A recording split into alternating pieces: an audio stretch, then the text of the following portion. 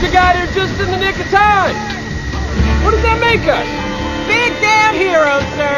Ain't we just? Clint, now you're gonna feel a little discombobulated from the chrono shift. Don't worry about it. Wait a second. Let me ask you something. If we can do this, go back in time, why don't we just find baby Thanos, and... First of all, that's horrible. It's Thanos. And secondly, time doesn't work that way. Changing the past doesn't change the future. Look, we go back, we get the stones before Thanos gets them. Thanos doesn't have the stones. Problem solved. Bingo. That's not how it works. Oh, that's what I heard. Wait, but who? Who told you that? Star Trek, Terminator, Time Cop, Time After Time. Quantum Leap. Wrinkle in Time, Somewhere in Time. Hot Tub Time Machine. Hot Tub Time Machine. Bill and Ted's Excellent Adventure. Basically any movie that deals with time travel. Die Hard? No, that's not one. This is known. I don't know why everyone believes that, but that isn't true. I thought I told all of you I want radio silence until further... I'm very sorry, Hans. I didn't get that message. Maybe you should have put it on the bulletin board. I figured since I... Wax Tony and Marco and his friend here, I figured you and Carl and Franco might be a little lonely, so I wanted to give you a call. How does he know so much about this? This is very kind of you. I assume you are a mysterious party crasher. You are...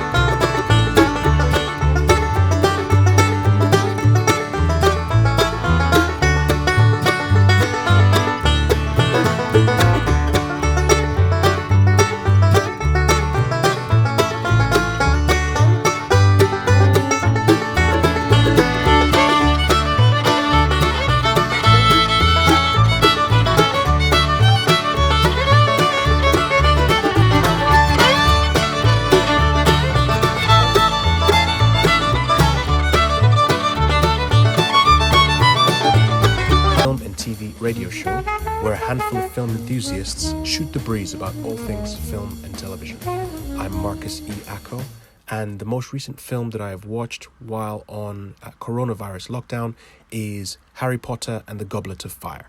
Yes, we are going through the franchise for the umpteenth time. It's a fantastic franchise to pick on. We've gone through the Marvel, the MCU cinematic universe. We've gone through pretty much all of them as well. Watched Ant-Man and the Wasp a couple of days ago, and then we jump back into Goblet of Fire, into the Harry Potter franchise. So we keep flicking back and forth between those two franchises.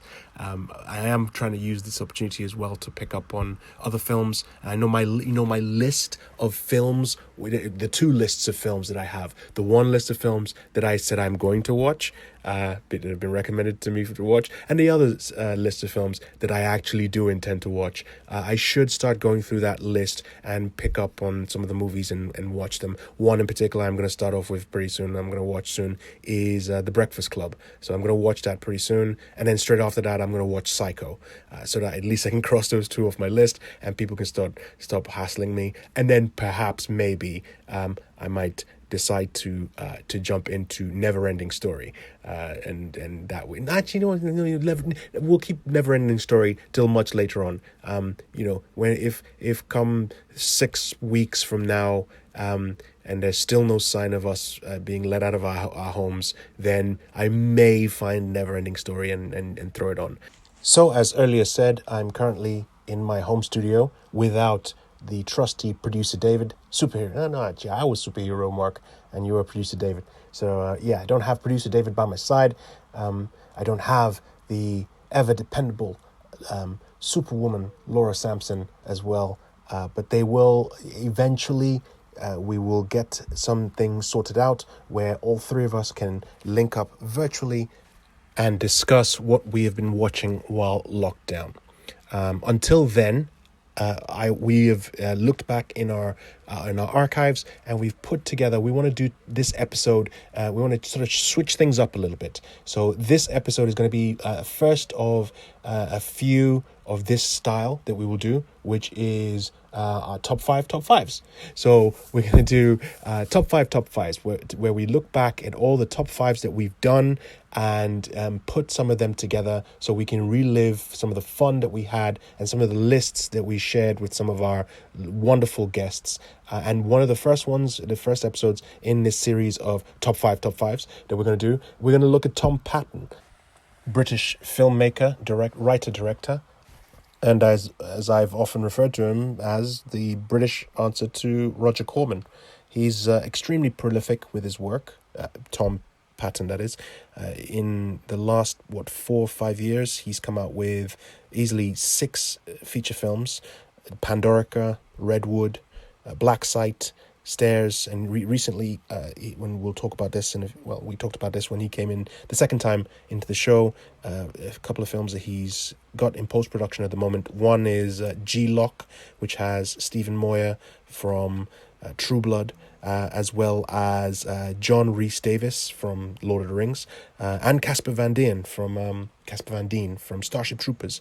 They're in one of his new film G-LOC, and he's also got another film that's also in post production, which is 400 Bullets, which is sort of an action film. A lot of his films are action sci-fi hybrids. So he came into the studio. He's been in the studio with us twice. Very excitable fellow. Love when he comes in because he's got tons and tons of stories. He's very energetic, and he basically inspires me to want to just put down everything I'm doing and go back and make films, which is what I'm trying to do. So so I figured we'd start our top fives with him. This week we'll look back at the first time he came in the studio with us. It was on the 25th of October for the Halloween episode. Also featured on that episode was Charlotte Brown, now goes by the name Micha, as well as a replacement producer, not a replacement, a sub-producer for the day, Tariq. Tariq jumped on, and he's the host and producer of the podcast Atomic Drop. The Atomic Drop, which is, if you love wrestling and you love music, go check out The Atomic Drop. It's a great show. Check it out. Anyway, so they were on the show with us that day.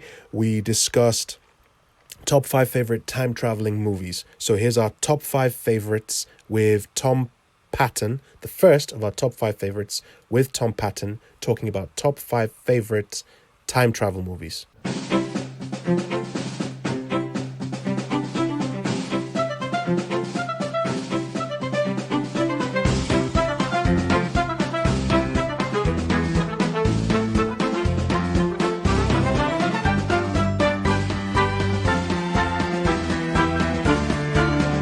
Listening to Shoot the Breeze on Resonance 104.4 FM, the film and TV radio show hosted on Resonance 104.4 FM. I'm Marcus E. Acko, and we have in the studio 2 filmmakers and another podcaster. We have Tom Paton, who's a very prolific British filmmaker.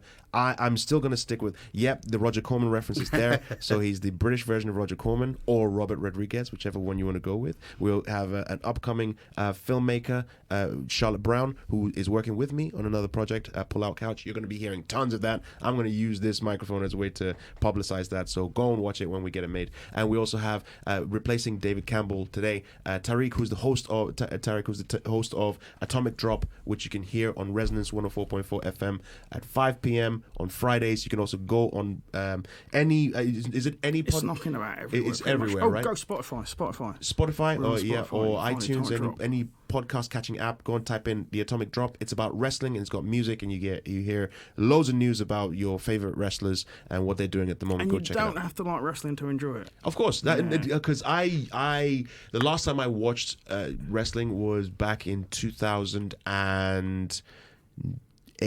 That was the last time I watched an actual wrestling match. Wow. But I do listen to your show because it's very entertaining. You get to hear different stories, and it's sort of that whole thing where I don't watch things like The Bachelor, but I listen to podcasts that talk about The Bachelor. What's going on. Exactly, because it's entertaining people telling me about things that I don't want to sit down and watch, and I want to spend an hour of my life watching that. So I listen to entertaining people summarizing it for me, and I'm like, that sounds funny. You gonna watch it? Nah, not really. I just listen to him next week. So that's the same thing with wrestling for me, and I dig the music. Anyway, we're now in top 5 favorites, and this week's category is top 5 favorite time traveling movies. I'm sure you're thinking of tons of movies that are popping up in your brain. Us in the studio, we have our top 5s. I'm going to go around the room. Does everybody have a top 5? Yeah, I even wrote it down. So I was like, right, I don't want to muck this up. And you have it in the specific order it's supposed to be in, right? I took this really seriously. You should, because people, when I say this, people tend not to take me seriously. That list, once you say it's your number 5, if later on you turn around and say, oh, no, I want to change. No, once you've announced it, that's it. Set in stone, though. It's on the internet forever. Absolutely. So we're going to go around the room. We'll start with Tom, who's going to give us his number 5 and his number 4, then Charlotte, then Tariq, then myself, until we get down to number 1. So, Tom, what is your number 5 and 4 time travel movies? Okay, I'm just looking at my cue cards here. So for my number 5, I picked a great film from 1989 called Bill and Ted's Excellent Adventure. Ooh, the part 3 is coming out soon. Yeah, I know. They're making it, sort right? of timely time to talk about it. But of course. It was directed by Stephen Herrick. It's about two guys who complete their history homework by going time traveling. Did you like the part 2? I like it for trying to be different from the first one. I think if they'd have just made the first one again, and who doesn't love the scene where they play Twister with Death, right? Yes. It's great, And I hear Death is actually coming back in the third one. Yeah, I've seen the photos of him all in his makeup. And so William Fichtner, I believe, played him. So I'm all on board with that. And there's little bits in it that are great, like the scene where he gets, don't forget to put the keys there later, and he's like, oh, here they are. Look, they just put them there, playing with time travel. So I love that. My number 4, I went for Evil Dead 3, Army of Darkness. Army of Darkness, yes. Sam Raimi film, 1992. Just brilliant. That movie just kind of informs me as a filmmaker. It's everything I love about filmmaking in general. You know? Sam Raimi is one of my favorite. I have a certain list of heroes depending on what they do, how they do their films. Sam Raimi falls under the same category as Rodriguez, not necessarily Tarantino as well, and John Carpenter, because they basically they say, you know what, forget the rules. I'm just going to go in there and do whatever I want to do. Yeah, and that's the beauty of art in general, right? Yeah. Like just doing what you're not supposed to do. And Army of Darkness sums that up perfectly. It's like, how do you follow up 2 of the most renowned nasty horror films of all time? You make a Sinbad film. Yes, Ash gets shunted back into the past, right? Yeah, and he's still got his chainsaw in his hand. And, boomstick. And his I wrote that down. Yeah, excellent. So your number 5 was Bill and Ted's Excellent Adventure, and number 4 was Army of Darkness. Yeah, Charlotte, what is your number 5 and 4? Well, I have 5 of them, but I can't put them in any specific order, so they're just going to come out at random. Like we said, it's whatever you put, that's it. It's I tried to officially put them in an order, and I couldn't, okay? That's no excuse. What is your number 5? Bill and Ted's Excellent Adventure. It's gotta be. That's one of the earliest films I remember watching, and I loved it. Are you looking at my homework? He is. Yeah, she I'm is. not looking at your homework. While you were talking throughout, she was just looking. It's like, oh, yeah, okay, crossed off a list. Yeah, you didn't see me just sort of swipe it and slide it over through. So what's your number 4? My number 4, Time Traveler's Wife. Oh, wow, okay. That's Rachel McAdams, right? Time Traveler's Wife? She's the astronaut's wife. Eric Banner? Yeah. Yes. Yeah. Didn't that creep you out a little bit, though? You know, how he sort of goes back and makes his child wife fall in love with him. I was like, wait. I did have many a conversation with people about the creepy element of that, granted, but it was just such a different, novel idea for a time travel film. I couldn't help but love it. It was Eric Bana. He's a hunk. Everyone's going to be like, yes, okay. If someone like Pee Wee Herman did it, it'd be like, no, he's a pervert. I don't know. I think I'd still phone the police if Eric Bana was leaning over my fence on a regular.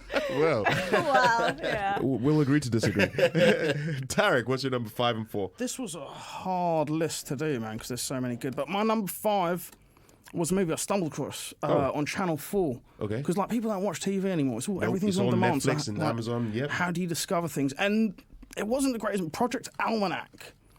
That's the. Is it the found footage one? Yeah. Yes. It's like super cheesy, but there's something to it. The way it was shot. Yeah. Beautiful film, but I don't know. If it wasn't on TV that night, I wouldn't have watched it. What's it about?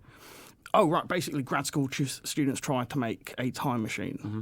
And they do, and the power of having a time machine, because they make a pact, okay, let's not use it because they realise what damage it can do. Of course.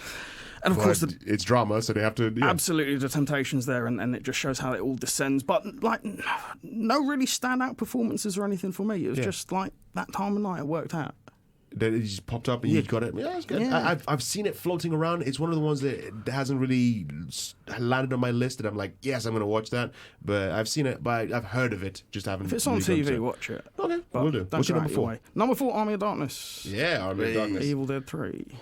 it was going to jump on my list, but like as you said, you accurately said it. There are tons of time travel movies, and I wanted to get political. I didn't want to get political. Well, I do. I always like to get political whenever I get the You chance. just like to be awkward. I don't always. you? That's exactly me. You know me so well. Have you written a Brexit time travel film? Is that what you're doing? Actually, no. Hold on. This is a side. An aside from the. I'm going to park the top fives, and I will come back to it. I haven't written a Brexit time travel movie. However, I have written a post-apocalyptic zombie type movie. Okay. I wrote it way before Brexit happened.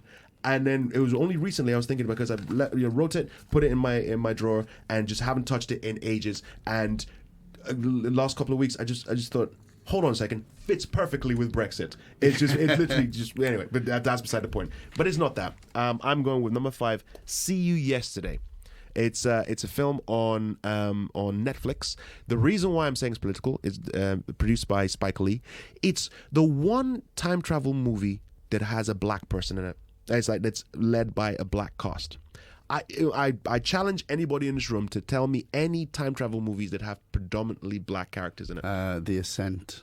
Oh, really? Yeah, there you go. Well done. Good. Excellent. So there Shout you go. out to Bentley Killer, wherever you are. Yes. That's my point, right? It's sort of that was when it came out on Netflix. It's literally a case of 2 black high school students invent a time machine as part of a school project, and it puts black students as smart, right? They're usually the ones that are not so smart, is the white ones that are smart, and so on and so forth. But they've also got certain references to it, to Back to the Future. This is a spoiler.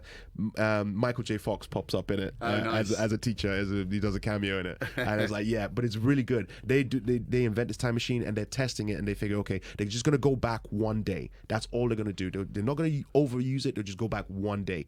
The problem is they go back one day, and the girl's brother gets shot by the police. And so she now makes it her mission to go back to that day to fix things and stop the brother from being killed. But with all time travel movies, whenever you go back, something always happens, and it just spirals out of control. This and so just shot to the top of my to-watch list. I haven't even heard of it. Honestly, you should watch it. I do have my only problem with it is that I think it could have ended better. But it's still a great movie to watch. Hey, look, we're all writers here. It's hard to stick the ending, right? You're right. Yeah, absolutely. But I recommend anyone go and see it. It's called See You Yesterday. It's on Netflix. My number 4, it's a tie. It's a 3-way tie, and I can't remember what the third one is, but it's the same kind of thing. It's on Netflix as well, and it's got the girl from Orange is the New Black. But anyway, it's the same kind of thing as Groundhog Day, which is the other one it's tied with, and Edge of Tomorrow. So Edge of Tomorrow and Groundhog Day are Russian Doll. That's the one. Yes, Russian TV Doll. show. Yes. So that's the reason why it doesn't really make onto the list. But it's Groundhog Day and Edge of Tomorrow. Just basically that whole thing about looping that day, looping over and over again. I introduced my 9-year-old kid to watch Edge of Tomorrow, and he loves it. Yeah, it's a great film. It is. Also got Bentley Kalu in it. This guy just keeps popping up in everything. Yes. Okay, so another time travel movie with black characters in it. So you're listening to Shoot the Breeze on Resonance 104.4 FM. I'm Marcus E. Acko, and we're currently in our top 5 favorites section. We're going around the room and talking top 5 favorite time travel movies. Tom Paton is going to tell us his number 3 and 2. I'm just about to turn over my card. Number 3, I have gone for The Terminator, the original. That is the 84 James Cameron classic. I just always preferred it to the second one. You know, I appreciate Judgment Day for what it is in terms of, landmark cinema, but the simplicity of that first film, and this idea that you're going to be killed for something you haven't done yet, for a child that you haven't even had yet, you know. And, there is obviously all the nonsensical paradoxes in there, but it's just a great movie. I could watch that 10 times over and I wouldn't get bored. I do agree with your point, especially because I know Terminator 2 is always seen as the better film. Yeah. But the only reason why it's seen as a better film is because of the groundwork that's been set by Terminator 1. Yeah. And one of the main reasons why a lot of people say, Terminator 2 is great is because the villain in the first one becomes the hero in the second one, right? Yeah, it was a good spin for a sequel. And you got to give Robert Patrick his dues for the T-1000, but you still can't beat this idea of Arnold Schwarzenegger coming for you. Yes. Like, Yes. if that guy was coming at you, you know you're in trouble, right? So, Okay, so that's your number 3. What's It your is. number 2? So my number 2, I kind of bend the rules a little bit here, I guess. Oh, we always bend the This rules. is more here. like a narrative time travel film. I went for Arrival 2016. Yes. Dennis No, Villeneuve. It's got time travel in it. Yeah, It's- because it's playing with your, major spoiler alert here, but it's playing with your, your expectations for what storytelling is. You feel we've been trained to see that these things were being shown are flashbacks, only to find out that the actual language that the creatures speak is a form of time travel in itself. You know, and everything you've been watching is actually flash forwards. And just a beautiful, amazing movie. I agree. I watched it. It's one with someone said last time I said the movie was a gut punch. They ridiculed me as spoiling the movie, but it's a gut punch. Yeah. It has a really, really powerful gut punch, and I loved Arrival. It didn't make my list though. Yeah, fair enough. Did mine. Charlotte, what's your number 3 and 2? Try and decide which ones. Remember, set in stone. Okay, I'm gonna have to go with a 3-way split. 3 very different movies, actually. Sure. The Time Machine. The Time It's Machine. A classic. Hot Tub Time Machine, just because. Come on, it's just ridiculous and fun. And The Lake House, because again, it was another very different take on time travel, and I just thought it was such a neat concept and a neat way to explore time travel. Keanu Reeves and Sandra Bullock. Yeah. Yeah. So which one are you picking? We cheat quite a lot. We do. This is such a cheat that's going on here. It is. This is not the first time we've done that before. It's It was fine, like, throw a few more in, you get it. yeah, it's like, my number 5 is 5 different films that we just lined them all up. So that was your number 3. What's your number 2? My number 2, Time Cop. Time Cop. Yeah. Jean-Claude Van Damme. Yep. Awesome. Okay. Tariq, what's your number All 3 right, and 2? I've got 2 for my number 3, keeping in the spirit of things. Yeah. And these are time travel movies. They're both in a similar vein. The first one's Demolition Man. Ooh, it is a time travel. I'd go with time travel on that. Time stasis and all that. And the second one, sort of similar, Idiocracy. 2006, Mike Judge. Yes. Terry Crews is awesome in that Lovely. film. And my number 2, I look around, I assumed we're all the same age, so I thought number 1 and 2 was going to be the same for everyone.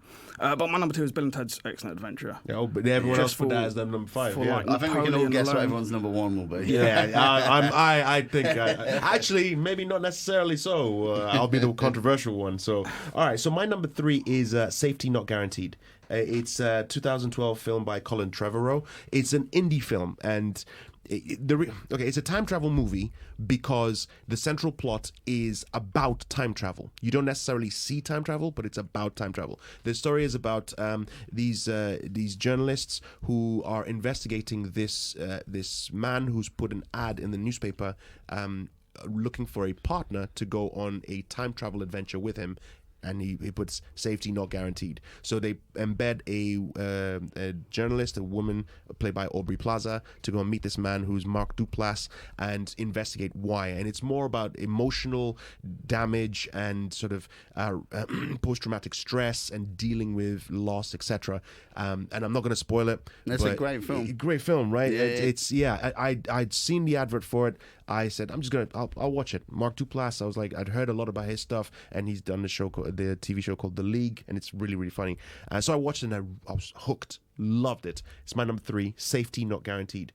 My number 2 is what I'm assuming is everyone's number 1, the Back to the Future trilogy, right? You picked the whole trilogy? Whoa. Yes. Actually, I was going to break the mold and not even include that on my list just because it was bound to be everybody's list. Well, you can't change it. You already mentioned it. So, okay. We won't put the whole trilogy. I'll put... For me, the first one is great. And I know everyone will probably go with the first one, but my personal favorite is the third one. It's the fact. I know. The cowboy one.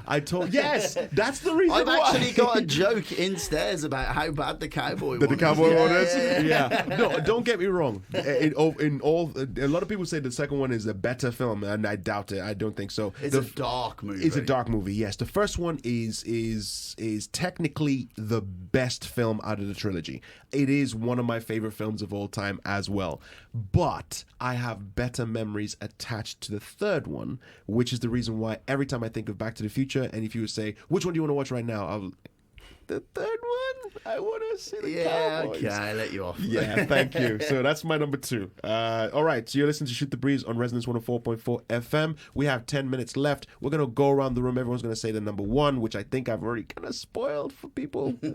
Tom, what's your number 1? You know what? I was going to pick Back to the Future, but, I've decided against it now. You're going to rebel and put 7 films on number 1. No, I'm going to go just for one movie because, in terms of time travel from a writing perspective, this one movie epitomizes what happens. You get that feeling when you're watching something at home and you're like, I know more about this subject than this film. Yeah. And that's what happened with this movie. Okay. A theoretical physicist was like, I'm sick of time travel films, and he wrote a movie called Primer. Yes. Which is super complicated. Like, most people will need a downloadable chart to track what's going on in this film, but basic premise is 2 guys invent a time machine. They come up with a way to play the stock markets, and it all goes really, really wrong for them pretty quick. I have been recommended to watch this film, and it is firmly placed in my list. It's not very easy to get a hold of, It's super low budget. The sound isn't particularly great on it, but it's one of these rare movies where production values matter absolute zero. Because you're like, this movie blows your mind, and highly recommend if you can grab your hands on it, giving it a watch. And a special shout out to a Spanish film called Time Crimes as well, also great. Time Crimes. I've heard of that? It's a Spanish film. Spanish movie about, again, I won't spoil it, but similar to Primer, but those 2 movies were a huge influence on me for The Ascent, and so that's why I've shuffled them to the top. Okay, I'm going to look for Time Crimes. I'll put that as a tag team with Primer. Do it. As number 1. Charlotte, what's your number 1? I'm going to go with Arrival. Again, I think this is the third one in my list that's made my list just because it's such a different concept of time travel. It's such a different way to explore the subject. And it really was a gut punch when you kind of figured out what was actually going on and what it was all about. So, Arrival. It's a good choice. Tariq, what's your number 1? Of course, my number 1 is Teenage Mutant Ninja Turtles. That's Turtles a in time Time. travel? Yeah, Turtles in Time. Okay. Is that the third one? The third one. When they go back to feudal Japan? I'm in. No, it was Back to the Future. But... Now, what do you think of my... I was going to say, now what do you think of my choice of the third one? Yeah, Back to the Future. Okay, so my number 1 is Terminator. So I went with yes, because... it's the one thing that is the entire movie is based on time travel. You see time travel occur, and as you said, it's the hardline story of this unstoppable machine, an unstoppable force comes down and is tracking, and the bit I really like as well as the attention to detail is the fact that the machine comes down and is looking for Sarah Connor. And doesn't find Sarah Connor straight away, goes in straight away and starts killing different Sarah Connors to get to the fight. And it was like that build up. It's tense, it's gritty, and then having, I can't remember his name, Michael Biehn. Michael Biehn, Michael Biehn coming Come with back. me if you want to live. Yes, and it's sort of the ineffectual meat sack that is sent back to come and stop this robot, right? It's what adds to it, and then you have Sarah Connor, who you see her evolve into the tough woman that she is now. So I agree with you. Terminator 1 is great.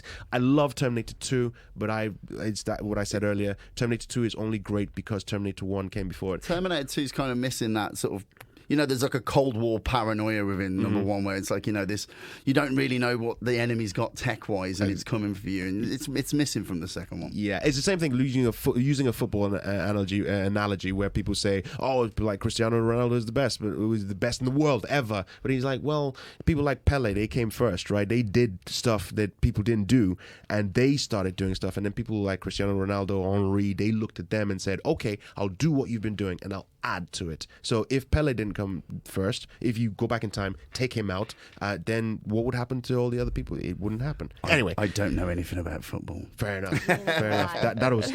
That's all I know about football. You've been listening to Shoot the Breeze on Resonance 104.4 FM. Tom, I want to say thank you very much for coming in and joining us today. It's been an absolute pleasure. Thank you for having me on. Charlotte, I want to say thank you as well for coming in and joining us today. No, it's been a pleasure. It's always fun. And Tariq, thank you very much for taking David's Thank you. This has been fun. You've done an amazing job. Yeah, I want to come on the wrestling podcast. You should. Talk about WWE films. There you go. We'll have a conversation after this, get this sorted out. David, someone's gunning for your job. All right, I'm kidding. Anyway, thank you all very much for listening, and see you next week. So that was the first lot of top fives that we did with Tom Paton. Yeah, incredible lists just on there. I remember that episode specifically because as soon as we finished recording, tons of other time travel movies just popped into my head. Like, why didn't you do this? Why didn't you say that one? Why didn't you say that one? Why didn't you say that one? But, that's what it's always like. That's the reason why we do top 5 favorites, because it's always top 5 favorites in the moment. Anyway, like I said, go check out The Atomic Drop with Tariq Haque on it, and it's a great show.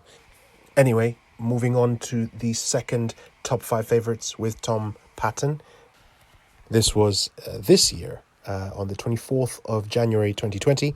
Tom Paton came back into the studio and we had producer David back.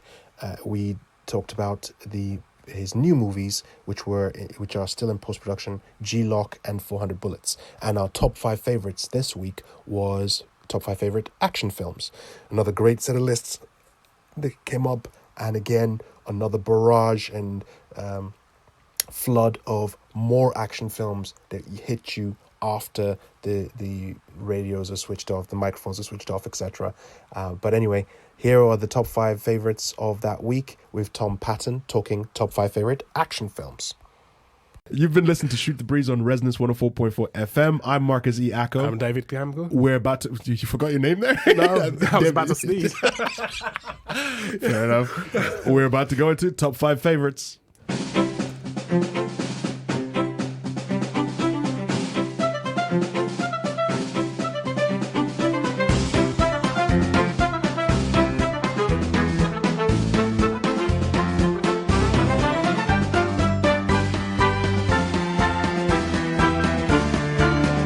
So we have filmmaker Tom Paton in the studio, and one of his films that's coming out later on this year is 400 Bullets, which is pure action. So we figured we'd dedicate our top 5 favorites, hashtag top 5 favorites, to action films. Shoot 'em up action films, or gung ho, bullets action films, whatever you consider as an action film.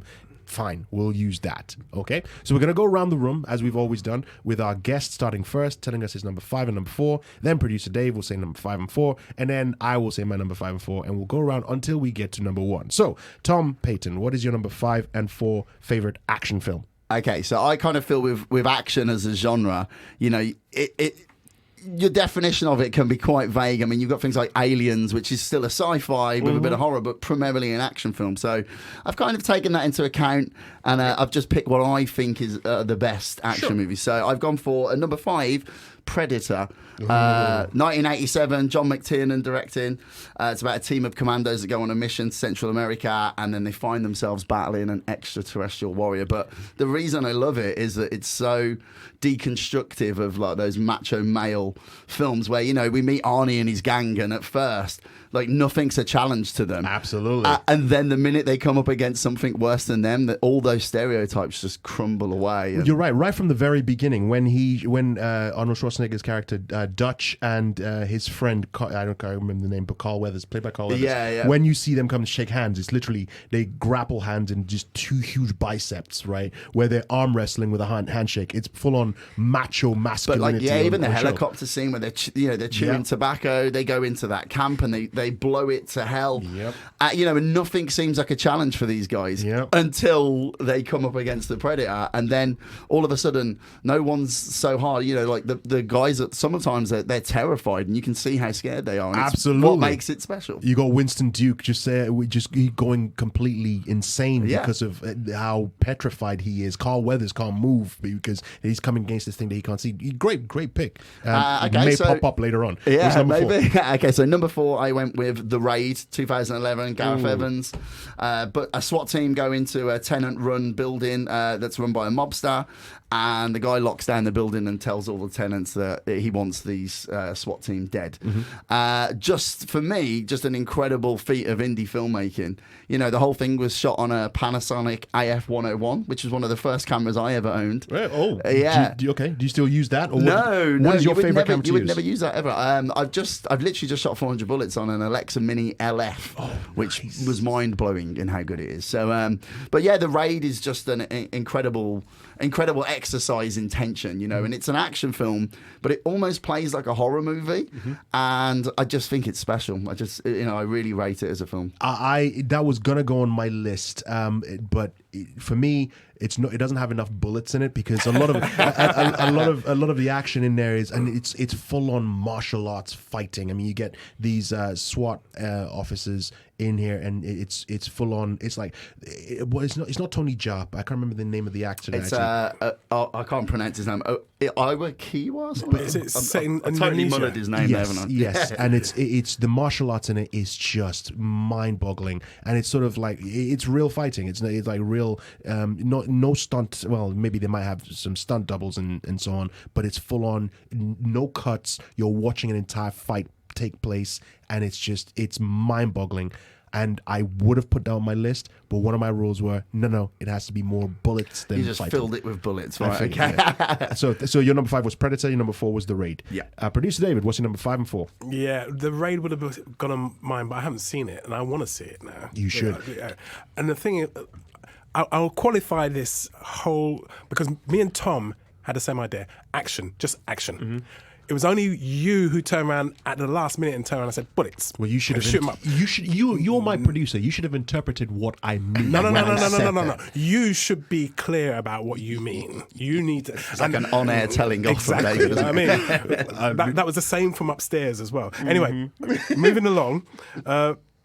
My number 5 is a double header, and I'm going to start. Born Identity.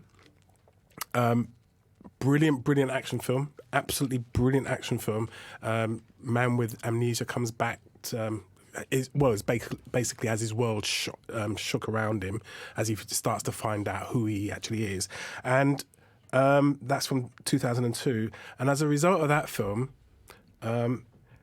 Casino Royale is my second pick. And I think Born Identity actually made Casino Royale what it was, because they took the producers of Bond took notice of the success of Born Identity and said, you know what, Bond is dead unless we do something along those lines, and they pulled it off. Jason Bourne very much reinvented what he was the first post 9/11 action hero, and it totally reinvented the mold of what we wanted our heroes to look like, and Bond definitely paid attention. I think. Definitely. Absolutely. Almost every fight sequence after Born Identity pretty much followed that same technique of fast-paced. I'd say fast-paced editing. Although Born Identity different from it's the Doug rest. Lindman is the first one. Yeah, very different style. Yeah, different style to when Paul Greengrass. Paul Greengrass, thank you, came on, because Paul Greengrass again with the Bourne franchise then took it more to shaky cam. But you know what's funny is because I know what you're saying, and like if you look at a lot of action films post Bourne, there was all this like crazy 57 edits in 30 seconds. But one of the interesting things about if you watch the Paul Greengrass Bourne movies is he doesn't actually do that. Yeah, the camera's shaking, but you can still see what's going on. So. Yeah, absolutely. And Greengrass has probably been one of the fewer directors that does that. That still you can still follow it. Yeah. Lesser filmmakers use the same sort of technique, and it's just jarring, and it's just to hide the lack of preparation and the lack of preparation. Because the actors can't do the fight moves. Exactly. So, and that's the same thing. It's talking about you referenced the fact that the multiple edits in the fight scene, right? That's one of the things that tanked the TV show. Iron Fist. I knew you were going to say it. Exactly, because he's supposed to be one of the best martial artists in the Marvel universe, and yet when there was very little preparation to get him to learn the skills to be able to portray what he was doing on screen. Whereas Bourne, you can see that is definitely Matt Damon pulling off those moves. Yes, and so so your number 5 doubleheader, Born Identity and Casino Royale. And my number 4, now that we've got to it, is Crouching Tiger, Hidden Dragon. Great film. Brilliant film. And that was an indie film. That wasn't released through a major studio. That went into indie cinemas in this country, and the word of mouth was so strong that it had to be re-released. And when you see it, it's gorgeous. But when you see the fight sequences, my gosh, they are from 2000. Chow Yun-fat, Michelle Yeoh, just absolutely. I remember being at the cinema watching that. It was myself, a friend of the show, Michael Ansa, and another friend of the show, Shaninga Maresha. And we were in the front row and literally just watching, just heads moving from left to right, from right to left, just watching this big screen, them flying across. Great film. It's so beautifully done as well. Exactly. Just pretend the sequel doesn't exist. That's you just haven't seen the sequel. Pretend it's not a thing. Haven't seen the sequel. Is there a TV series? I think there was a rumor of it going around, but there's definitely a sequel. There is a movie, sequel, and I can't remember what that was. It's just not good. Yeah. Fair enough. Well, Ang Lee, that was what brought Ang Lee to my attention anyway. So yeah. Okay. Well, using the raid as an example. I didn't pick that because no bullets. There are absolutely no bullets in Crouching Tiger, Hidden Dragon. Of course not. So move away from that. Although swords, yeah. I did consider bringing in a whole lot of John Woo movies in, like Hard Boiled and all those in there, because that's pretty much all bullets, and that's whatever. Face Off. That's going to be on the list at some point, but we'll come to that. Anyway, you heard my number 5. You heard it already in the intro to the show today. John Wick. I mean, Keanu Reeves sort of drifted off The Matrix, came out, and he sort of drifted not into obscurity, but did like the rom-coms here and there. He kept a low profile, and then just Speed. Speed was before Matrix. Yeah, it's 1994, wasn't it, Speed? Yeah, Speed was his introduction. I forgot about that. Yeah, you had Speed, you had Point before. Break, and then you had Matrix, which just blew him. You made him stratospheric. Yeah. Mm-hmm. Then the part 2 and part 3 sort of, people weren't too happy with it, and then he sort of not disappeared, but he kept the low profile. He did pop up in various things like Something's Gotta Give and a whole bunch of other stuff like that. And then John Wick came out of nowhere, and just basically you have. It's martial arts, but gunplay. I mean, he does full-on body breaking and gun fu, isn't it? Gun fu, exactly. And he used, because I know there was a Christian Bale film. I keep forgetting the name. Equilibrium. Yeah, thank you. That was going to try and bring gun fu back in the day when Matrix came out. They're like, we can do the same thing, but for guns. But you watch that now, and it's just cheesy. It's just cheesy. It's so cheesy. But no matter how many times you watch John Wick, you see him do that. It's just balletic. There's that scene where they all come into his house and he's just demolishing them, and you see, and it's like this. Well, I think the thing that's really set John Wick apart and kind of made it the cultural phenomenon that it's become is because it did these two things that we hadn't really seen in action before, where they killed his dog, which we can all, like, nothing would make a man with that level of skills more angry than killing his dog, and you kind of really root for him the whole time. Absolutely. And then the other important thing that John Wick kind of introduced was this idea that, your action hero would immediately go for the kill. He wouldn't try and drag the fight out. He's not trying to have some drawn-out hand-to-hand combat. If he gets an opportunity to shoot them in the head, he takes it. Yes, absolutely. And they've stuck with that, even with the franchise. We were talking about this a little bit earlier, probably in show, maybe off air, where we're talking about how, well, should there really have been a part 2 and a part 3? But that's more because the mystery that was created in John Wick, about the world of assassins and the secret world of assassins intrigued a lot of people, and they said, we can expand upon that. And that's expanded upon in the next few films. And that, if anything, is sort of, okay, now you're opening yourself up to more, your own goals in that sense. However, what is stuck the same is the fight sequences. Well, yeah, right? But they kind of took that Terminator model, like in the first Terminator, how he's coming, and if he gets an opportunity to kill you, you're going down. And they said, what if our good guy was exactly like that? And that's exactly what it is. What makes him cool. It's like, if you just watch it, fast forward past everything else with the world building, and just, as soon as you get to a fight scene. No, seriously, honestly, watch it Are you first. that guy who's got Netflix on 1.5 speed? That's you, isn't it? No, I've never done that. However, what I have done is I watched the film first. I watched the film, get the entire film, and I'm like, that's good. Now I want to go back and watch it, and I go back to watch just those fight scenes, especially with John Wick. Yeah, go on. What I want to point out, I mean, everyone's saying he's going after them because of the dog. It's not because of the dog per se. It's because of what the dog represents. Of course. And you have to understand that. Yeah, but Otherwise that dog was so cute. Yeah, I know. Well, you can understand that if you see what I mean. I Considering think what we all really want yeah, is the represents. John Wick Baby Yoda team up where they kill Baby Yoda. I still haven't seen Mandalorian yet, so I've been seeing the pictures pop up. Number 4? So my number 4 is Desperado. Robert Rodriguez sequel to El Mariachi. It's the second in the franchise. Antonio Banderas comes in as the man with the man in the black suit and the suitcase full of guns. It is just, I mean, come on, it is bullets everywhere. There are rocket launchers at one point. You see guitar cases that are converted into killing machines. It's just it's pure. Mwah! It's like I watched that 10 times. I will go home and watch it again after watching Dolomite because it's great. It's blood and guts. It's Tarantino's best acting. He's in one scene and he's good in it, but that's because he's not directing. What, better himself. than the scene from Django where he does the Australian accent? You know what? Yes, really, he is. He's better. That scene is awful, by the way. I was being sarcastic. Honestly. Anyway, so that's my number 4, Desperado. You're listening to Shoot the Breeze on Resonance 104.4 FM. I'm Marcus E. Acko. And I'm David Campbell. We're having a ball with Tom Paton, who's about to tell us his number 3 and number 2 favorite action film. Okay, so number 3, probably no surprise that it's on the list. I'm guessing it's on everybody else's as well, but 1988's Die Hard, another John McTiernan film. He's on my list twice, this director. Okay.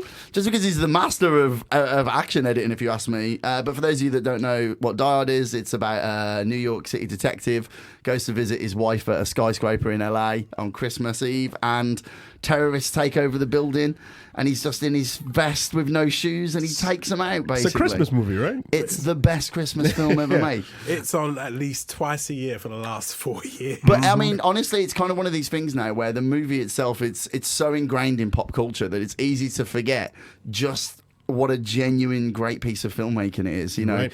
And the one thing that Die Hard does that I feel like, you know, I very much try to do with all of my movies is it makes sure that you as an audience know that John McClane can die. Yes. I mean, if there's an opportunity to hurt him, they hurt him, they cut his feet, they shoot him. You know, anything that can go wrong, this guy has it done to him. Which, funnily enough, is where the sequels sort of fall down. Absolutely. Because the second one was fine, had the same sort of theme. The third one also kind of had that as well, where he then teams up with Samuel L. Jackson. But from the fourth one going forward, I think it was 4 and 5. He's basically a superhero. Yes. And nothing hurts. And then that's what makes Die Hard so brilliant. And, you know, when I was directing 400 Bullets, I was constantly saying to my actors, I was like, well, you know, think of your favourite fight scene or favourite action scene. And they'd go, yeah. And then I'd say, well, now think of your favourite punch. And they'd kind of go blank. Yeah. I'm like, okay, what's your favourite bit? And they would always be like, well, it's the bit where they pull the glass out of the foot, or, you know, the knife goes in the cheek. Mm-hmm. We remember action scenes by the amount of jeopardy that we think the hero is in. And that's Absolutely. what makes Die Hard such a masterpiece. Absolutely. If you just can't, and that's, again, problem with the Transformers movies is just monsters or like robots just punching each other. You don't know if that punch really did anything. You see things leaking, but it's like, does that mean that they're going to? But I mean, the Transformers films, it extends to the actors. It's like if you're going to drop Shia LaBeouf off a roof, he's going to die. Yeah, but, absolutely. You know, there's nothing wrong with it. So what's your number 2? Number 2, we spoke about it briefly but I went for 1999's The Matrix by the Wachowskis. Mm-hmm. I just think it changed not just action cinema, but cinema in general forever. The minute that film dropped, and it was the year that we were all hyped for Phantom Menace. Yes. And everyone was so excited. And this sneaky film about being in a simulation appeared and turned the guy from Speed and Bill and Ted into a full-on action star. Absolutely. But even watching it now, just pretending that the sequels don't exist, The Matrix 1 holds up as well now as it did when it released. You're absolutely right. I showed that to my kid recently, and he those of you who've listened to the show constantly, you know Jacob. I'm trying to introduce him to more films that he shouldn't really be watching at this age, but it's fine. Best dad ever. He needs thank you. And he sat there and he absolutely loved it. And funny thing is, a lot of the phones were the flip phones. They like slide, and he was like, "What kind of phones are those?" I'm like, "Yeah." We all wanted that. I remember just being like Nokia phones. You know, if you it was the only time in my life I'd see someone with that flip phone, I'd be like, maybe I should mug him. Yeah, I think that's the only time. That's the only part of that film that is probably not held up too well. Just, but I mean, as 1999. Yeah, because the film is like, it's set in 1999 as well. It still adds to it. It's still a great movie. I remember the reason why you wanted to show that film to him because we were talking about Shrek. And we referenced a load of things that happened in that film. Absolutely. Particularly that the slow motion kick. The motion kick. You're right. That was the reason why we went in and watched that film. So your number three was Die Hard and then Matrix. Yeah. Excellent. David, what's your number 3 and 2? My number 3 is Police Story, Jackie Chan. Wait, what a great film. And I have to say, Jackie Chan is just dynamite in that film. And if you've never seen it, it's from 1985. If you've never seen it, go and get it because he is brilliant in that film. I think he directs, I can't remember, but he does all the stunts in that film. Mm-hmm. So every single thing that you see where he's getting punched, blah, blah, blah. Even the scene, there's a scene which involves a bus. He is there. Yes. And they did it, and he was standing there with that bus, and he could have been... Didn't he broke a number of legs? Number of bones. On a number of legs. He has 2 legs. He broke a number of bones. He broke a number of bones in that film. Yeah, which is Oh, so that's number 3. That's number 3. Number 2, Paul Verhoeven. And I say Paul Verhoeven because just all Paul Verhoeven films. No. Even Showgirls. He directed both these films, RoboCop and Starship Troopers. Yeah, and they are just brilliant films even though they're kind of cheesy. If you actually watch those films and actually take on board everything that's in those films, you'll see that there's a deeper underlying message in each of those films. Mm-hmm. Brilliant. I mean, Starship Troopers, was the first 18 movie I ever snuck into. Nice. And what I particularly love about that movie is just, everything about it holds up so well. I mean, the CGI looks like it came from 2020. And obviously it's kind of where I became a big Casper Van Dien fan. And you got to work with him recently. Yeah, and it was the main reason I wanted him in the film we just did. But, I mean, Starship Troopers for me is a stone cold classic film. Hey, anything with Michael Anside, it doesn't go wrong. So I like both picks. I like your number 3 as well. I grew up on the Jackie Chan films, Police Story, The Armor of God, all that stuff. It's like, and to be honest, I didn't put them on here. And I'm thinking, that's really... So you asking, well, if you didn't put any of that stuff on there, what did you put? My number 3, I already mentioned John Woo. I wanted to put John Woo stuff on there, and I could have gone with the Hard Boiled and whatnot, but hey, Face Off. I mean, come on. Face Off. John Travolta, Nicolas Cage, Face Off. It's just... That bit where Nicolas Cage is like, I want to take his face off. Yeah. and Nick Cassavetes says, face off. No more drugs for that man. And I'm like, that's just, it's cheesy. It doesn't, the logic of the film doesn't work. You can't just take somebody's face and put their it on entire body changes and their voice changes and everything. The person loses. They try to explain it in the movie as well, but it's like, no, just carry on. It's okay. There's some really great bit. I mean, the bit with where the little girl is listening to Somewhere Over the Rainbow, and there's the big bullet fight. Absolutely, and everyone's getting shredded. And I think it's not Gina Gershon. I can't remember her name. She's the girlfriend. And one of the reasons why I really like that particular movie is the same kind of thing or similar thing with Good Omens, which is on Amazon Prime at the moment, where you have Michael Sheen and David Tennant, right, playing 2 different characters, where you could literally take those 2 actors and swap them, and they would still do equally brilliant jobs doing that. That's what those 2 did in that film. So, Nicolas Cage and John Travolta both are crazy. They can do emotionally vulnerable. They can also do mad psychotic, and both of them show that in that. That's why I put Face Off on there. My number 2 I put double header. I just said Predator. You already mentioned Predator. You talked about Predator, and I just put the Rambo franchise. So Nice. First Blood, Second Blood or whatever, the one in Vietnam, and then the one Second in Blood. however you want to go with it, and the third one where he's in Afghanistan, and then the fourth one where he basically, not the fifth one. I haven't seen the fifth one. I hear it's not good, but I go from number 1 to number 4 because it's Sylvester Stallone. You have to put those on there. So those are my number 3 and 2. You're listening to Shoot the Breeze on Resonance 104.4 FM. I'm Marcus E. Acko. I'm David Campbell. And we have filmmaker Tom Paton about to tell us his number 1 action film. What is it? Cool, we're running out of time, so we go fast. It is 2015's Mad Max Fury Road, which has actually become my favourite movie, period, since I've watched it so many times. I'm just in love with every single frame. The music, moves me on a molecular level.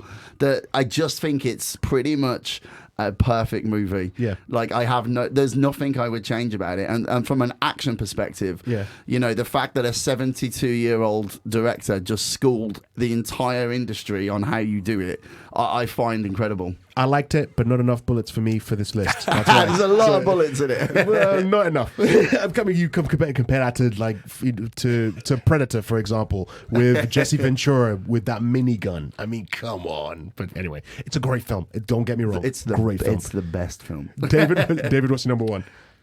I go right the way back to 1986 for this one, and it's a sequel, which is unlike all the others because they were originals. Aliens. I know you're going to say that. Great film. After Alien, I heard James Cameron was going to do this one, and I thought, ugh. And when I watched it, I was like, oh my God, you actually did it. You actually did it. So yeah. Yeah, Aliens. war film in space. Pretty good. It's very good. My number 1, Bad Boys. What you gonna do? What you gonna do when they come for you? Gonna put my boy Will Smith. The original or the second one? The first one. To be honest, the second one is just as bonkers as whatever, but it has to be the first one. The first one for me is just prime. And Michael Bay was just starting off. He was just separating himself from Don Simpson, because Don Simpson had died at that point. So he was going off, and then he took Will Smith, and it was Will Smith, Martin Lawrence, 2 not rookie cops, but 2 reckless cops, if you will, and Joey Pantoliano is there. Pants. That's what he goes by, that name, Joey Pants. He's Pantoliano. Also from Matrix. He's the stark raving mad captain and whatnot, and just guns and bullets and bombs and everything. That movie is just it's just great. I watched it at the perfect time in my life. I'm a huge Will Smith fan. The guy can do barely anything wrong, and I say barely mainly because he did After Earth. But anyway, you've been listening to Shoot the Breeze on Resonance 104.4 FM. Tom, thank you very much for coming. No, thanks for having me. It's been great. You're gonna come back and tell us when the other films come out. We've just been gabbing non-stop. We're about to go. Producer David's playing me off. Thank you very much for listening. And that was our top 5s with Tom Paton. Great set of lists. We will carry on doing this for a few more episodes while we're in the coronavirus pandemic lockdown, and we will do our best to set up a live session with myself, with Laura Sampson, and producer David back into to discuss what we've been watching while we've been locked in at home. Anyway, I want to use this opportunity to say thank you very much for staying with us, for listening to the show. You've been listening to Shoot the Breeze on Resonance 104.4 FM. I'm Marcus E. Acko saying stay at home, wash your hands, stay safe, and speak to you soon.